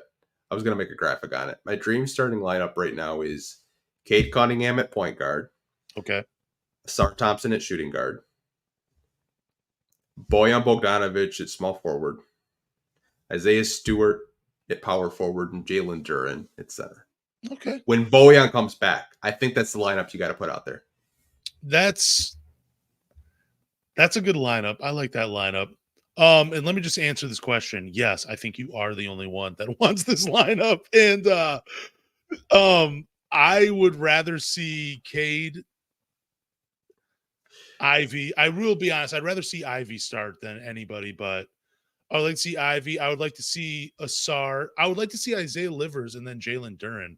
That would be my dream starting five.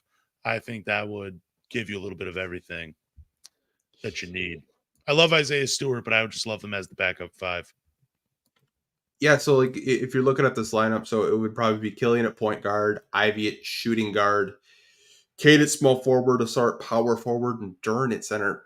That could be just a fun experiment lineup this season. I don't know if that would be like an everyday lineup though. I think it'd have to be really situational. I don't really think it's something that you put out there every day, but I do appreciate the question, Game Nuts. I know you do watch this podcast from time to time, and we do appreciate you. We got a question from Tyler Morgan that's watching over on Facebook, so shout out to Tyler. He said, I can see a world where Sasser starts and we give, I can see a world where Sasser starts and gives us like a Cam Thomas type of offensive boost, but we need more offensive threats on this team, especially off the bench. Also, where's Joe Harris? Is he hurt? Yes, Joe Harris is hurt, and I actually do agree with you. I don't know if it'll be the same effect with Cam Thomas, because Cam Thomas was going nuclear, like 30, 40-point outburst. But I think, once Sasser gets more games under his belt, who's to say he can't, give you a good 10 to 16 points off the bench? Dude, the only thing about Cam Thomas is he can be such a black hole on offense. He does not. I mean, in 8 games, he has 17 assists. It's only 10 turnovers, but he is a bucket for sure. What is he averaging this year so far? Who, Cam Thomas? Yeah, he's averaging 27 a game. Jeez, it's just unreal. God, dude, Cam Thomas is amazing. And he's a bucket, man. Rashad Phillips tried telling people during the draft, like, want to draft this guy, he can score the basketball. He can. He can score for sure. Yeah, I would have loved. Yeah, and he was drafted 27th overall. So, I mean, they're right there in the same range. I just think Marcus Sasser is probably more of a point guard than Cam Thomas is in terms of he's not always looking for his own shot. He's looking to get others involved. And where Cam Thomas, he's averaging 27 a game. He is a lights out scorer though. But I agree. We do need some more offensive firepower off the bench. But let me get Marcus Sasser as a starter right now. That's what I want to see. This isn't really a question, but it does come from the Teal Mustang. I do see him on Twitter from time to time, and this is the first time I've actually seen him in one of our live streams, so shout out to him. He said, Killian's value is sky high right now. Don't sleep on him getting traded. No, I think we talked about that too. Like, him being in the starting lineup is kind of showcasing what he could be, and maybe there's a team out there that wants to trade for him now and possibly lock him up during the summer to extend him or give him a new contract. That is 100% a real possibility, Teal Mustang, and we do appreciate you watching for the first time. Do you, though? I mean, I just don't see Troy Weaver ever trading Killian Hayes. I just don't ever. I really think Jaden Ivey would probably be traded before Killian Hayes. And I'm not just saying that to say that. It just, as much as I agree with Troy Weaver, there's just sometimes where it's a puzzling move where I just don't always get it. Yeah, I think for Killian to be traded, Monte Morris has to just, ball out. Sasser's got to ball out. Ivey's got to step up his game. And maybe he gets traded. I don't really know what a value for him is. I know we saw this summer that Dallas was trying to get Bojan and they were throwing in like Tim Hardaway Jr. for like Bojan and Killian Hayes or something like that. Something crazy. And the Pistons obviously said no, but I don't really know what Killian's value is. I think it's possibly some second round picks, a role player, maybe a fringe rotational piece. I really don't know. I mean, like if Derrick Rose gets you Dennis Smith Jr., I don't really know what Killian Hayes gets you. He probably gets you Dennis Smith Jr. Like, I mean, no, that's what I'm saying. Like he gets you like maybe a rotational piece, maybe it's draft picks. It just depends what Troy's really asking for. Like, and I don't know what he would ask for. Like maybe it's more wing help. Maybe it's more shot creation. Maybe it's a guy that can just a 3-and-D wing. Like I don't know. Maybe just trades him for another backup big. I have no idea. I just don't see Killian. I don't know. I don't know if I see him getting traded though. That's kind of where I'm at. I think Troy Weaver, it's his first draft pick. He loves Killian Hayes. He doesn't want to be wrong about him. Killian Hayes is a Piston probably for life. Yeah, I mean, dude. I'm not laughing at that. I'm laughing at you said backup big because I just cringed. I was like, oh, another one. Well, Jalen Duren's out. I know, but like you got Bagley and Wiseman. You don't need another one. I mean, I like the way Bagley's playing, but we still need some defense at that 5 spot. Yeah, we don't need another backup big. Like like nothing against Bagley. I think he's played great. Wiseman really hasn't played so far, but you can't trade for another big. You need more small forward depth, in my opinion, because the drop off when Ausar comes out is huge. Yeah, but we'll see what. I mean, I don't see them doing that because they want to see what they have with Isaiah Livers and see if he can stay healthy. Because I mean, if he can stay healthy, you're good at the 3 and the 4, and with Bojan out there, you'll be fine. See, here's the thing. Like, we got Wiseman sucks. Wiseman has to go. We have Wiseman. That's why we need another one. Here's my thing. I would rather them go out and sign a veteran center to mentor Jalen Duren and Bagley. Like, I know some people mentioned, and I know this is like really crazy to like go get Dwight Howard to go mentor Jalen Duren. Like go get a veteran backup center to really, teach these kids how to play the position, how to set a pick. And I think that's been my biggest issue with like the backup center spot is like I love Bagley. I love his scoring, but like you need that veteran presence at that backup center spot to like really help these young kids. Like I don't even know if there's like really one out there in free agency or one you could really trade for right now that makes a whole lot of sense. You can just go get either JaMychal Green or Frank Kaminsky. That's really all you got in free agency right now. Yeah. I'm actually regretting saying Dwight Howard because someone's like, we need to keep Dwight away from these kids. You're right. I forgot about Dwight Howard's off the court antics. My bad. Do you speaking of Dwight Howard, do you ever see him like in 10 years from now, you see him on like a dating show? I'm not answering that. What the hell's wrong with you? You totally see like Dwight Howard looking for love any way he can find it by anybody. Like there's a lot of crazy things you could do with Dwight Howard. I'm not touching that. No, I'm not. That's probably what was said in the car when he was with his guy. I don't know. I'm gonna have to mute your mic one more. If you say one more thing. Dude, I'm sorry. Oh man. Q&A questions. We do. We'll do one more. This comes from Chuck again because I had mentioned like a starting lineup with Ausar too. So his question is: does Monty want Ausar to handle the ball that much this soon? I'm not entirely sure he wants to, but he may be forced to because Ausar's played so great defensively. I would find it really hard to believe that he would bench him just because Bojan's coming back. because he's just preached defense, since he's gotten here. And I think the only way it really works is if you put Ausar at the 2, because it works. I know, like, you and Wes have mentioned putting Bojan at the 4. I just don't think it works out from a defensive standpoint and a rebounding wise. I think that's why you have to have Stewart at the 4 and Ausar at the 2. But that's just my take on it, my opinion. But what do you think about Chuck's question? I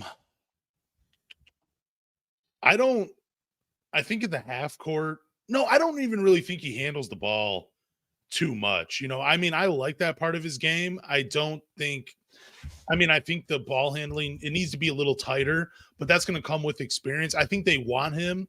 This is why I wanted him to start, because I felt like if he was coming off the bench and playing with the second unit, he would be asked to do more playmaking with that team, and he'd be asked to take on a larger offensive role. In the starting lineup, ideally, he'd be playing with Bojan, Isaiah Stewart-Duren, and Cade Cunningham, where the playmaking wouldn't have to be there. The shooting wouldn't have to be there. He'd just be able to focus on running in transition and playing defense and getting rebounds. And that's what I like about him in there. But again, to answer this question, I think Monty wants to push Ausar and see what he can do at an NBA level right now, because you're only going to know how to develop him and figure out where his game needs to grow by putting him in situations where it might be a little uncomfortable for him. I just don't want it. Now, if they were asking Ausar to be like a point guard or run the offense, I would agree with Chuck, but it seems like Ausar, most of the time when I see him handling the ball, it's pushing it in transition or getting an opportunity to take someone one-on-one when the defense gives it to him. I don't really see too much more from him other than those two things when Ausar has the ball. Yeah, like to Chuck's point, I understand where he's coming from, like putting too much on his plate so early as a rookie. Yeah, I really do. But like I said, Bojan coming back, I think they want the offense. They want the floor spacing and the 3-point shooting and just the creation and kind of alleviate pressure off Cade a lot. But I think that's the only way you could really get away with having Ausar in the starting lineup, unless you just want to get crazy and you put Ausar at the 4 and Isaiah Stewart off the bench. But even then, like being a 6'6" power forward, he's kind of undersized in that aspect. How many rebounds is Isaiah Stewart averaging a game? I can look that up real quick. Hold on. I got it. It's 7. I mean, it's not bad, but it's just like they have so many guys crashing in the glass right now. It's kind of crazy. Yeah. I mean, I think if you started Bojan, the rebounding would still be fine because you have Ausar out on the floor. And I mean, we just saw him have a game where he had 15 rebounds in it. Yeah, it's like Isaiah Stewart's grabbing 7.4. His career is 7.8. Yeah. I think Jalen Duren's grabbing close to 11, I believe. It might be more. So he's averaging 10.6 rebounds a game. And I think Ausar is like close to 9 or 10 a game as well. And that's like that. Yeah, Ausar's averaging 10 rebounds a game. So, I mean, like the rebounding we're getting from Ausar, Stu, and Duren, the fact that Ausar is grabbing more rebounds than Stewart's actually kind of funny. It doesn't. I never thought Isaiah Stewart would be a double-digit rebounder in the NBA. Yeah, I didn't either. But I don't know. That, like, I understand Chuck's question though. Yeah. I just think that's the only way you can really start Bojan in the starting lineup. I think at the 4, it's just defensively, it would be a nightmare. You would really have to rely on Jalen Duren to protect the rim, because I think with Isaiah Stewart, and then we didn't really talk about it on the podcast, but he did a really good job guarding Giannis. He did in the first half, and he did an okay job guarding Joel Embiid. Like, his defense has been pretty good this season. Yeah, it was something that we talked about it over the offseason. It was something I felt like a lot of people underrated his defense. They were like, he's too short to protect the rim, but dude, he can switch out onto guys and he has great footwork where he can stay in front of guys, and he showed it early on in this season. I mean, yeah, he's not going to be defensive player of the year, defensive good, but to make things difficult for a Giannis, to make things difficult for a Joel Embiid, that's really all you want from Isaiah Stewart, and that's good defense. I think that's why they've been such a good rebounding team too, is, having those three guys, make up for close to 30 rebounds a game in your starting lineup. Yeah, it's pretty crazy. That's really, I just looked at Ausar stats. So he's averaging a double-double. He's averaging 11 and 10 and almost 2 blocks a game. Dude, that's insane. That's just dude, he's 6'7" or 6'6", and he's almost averaging 2 blocks a game. That's just crazy. Dude, it's nuts, bro. He's really like I keep thinking of Sean Marion every time I watch him play, and I get so excited.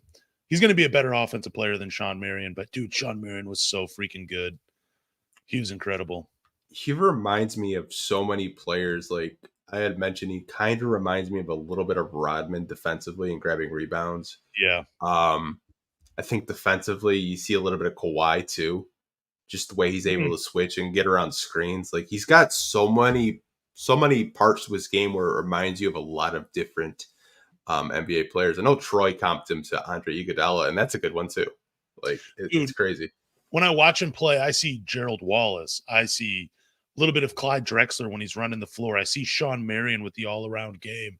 You see Dennis Rodman. You see like the flashes of Andre Iguodala. It's just I see a little bit of Scottie Pippen too. It's so unreal how good Ausar Thompson is. He's going to be the second best player on this Pistons team when they're ready to compete. He totally is. Yeah, be awesome. He is. I know some people say blasphemous with Rodman. I'm just saying he grabs rebounds like Rodman for his size. Well, I mean the defense versatility. I mean, like look at the list of guys. This is the list of guys he's gotten. He's defended for more than 5 minutes in a game. Jimmy Butler, Shai Gilgeous-Alexander, Tyrese Maxey, Damian Lillard, DeMar DeRozan, Klay Thompson, and Shadon Sharp.